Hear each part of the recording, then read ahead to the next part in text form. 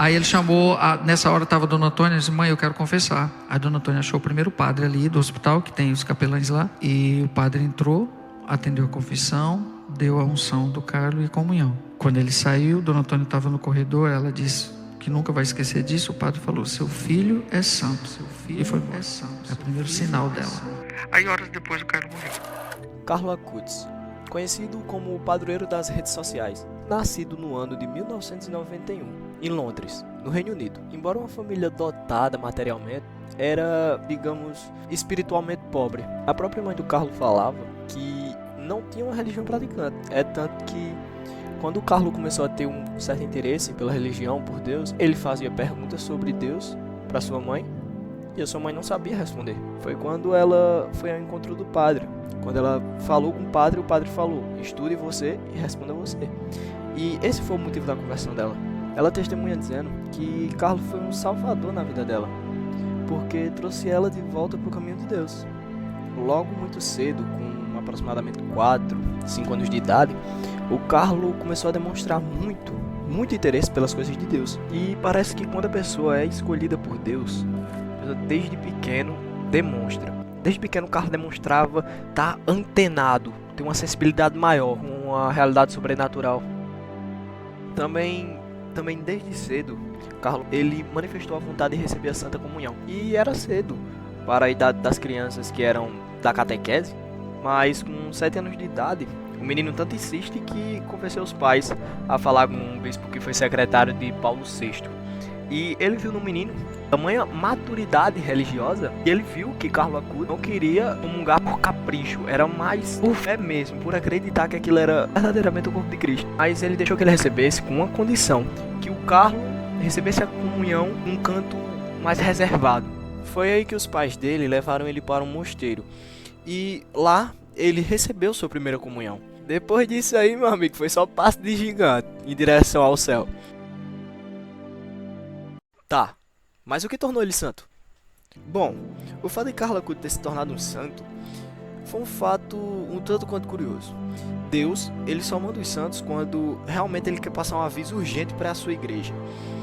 Como assim? Ele só manda os santos no tempo certo, porque as coisas de Deus é muito bem feitas, meu amigo. Por exemplo, quando São Padre Pio chegou, estava tendo uma grande crise de identidade sacerdotal naquele tempo. Então São Padre Pio chegou para mostrar como um padre deve agir. São Padre Pio foi um farol. Um santo, quando é santo, ele é um farol. E os nossos santos são luminosos na história da igreja. Os nossos santos são lindos. É lindo ser católico. É lindo ter santos que iluminam, que são faróis e que nos dizem: existe vida sobrenatural. A igreja de Cristo sobrevive às desgraças, às pedofilias, às misérias, às traições, às heresias. Beato Carlos, ele já é e está sendo um exemplo, um farol para essa juventude, que não é loucura. De uns tempos para cá, muitos jovens voltaram para a igreja. E é muito bom ver jovens buscando a santidade. Na real, as velhinhas reclamam quando vê uma arruma de jovem na igreja. Enfim, o que tornou Carlos santo foi tamanha devoção com Jesus sacramentado, foi o amor que ele tem por Jesus sacramentado, a devoção que ele tinha à Santíssima Virgem. Tem uma história do indiano que trabalhava na casa de Carlo. Carlo falava muito sobre Jesus sacramentado. Falava muito.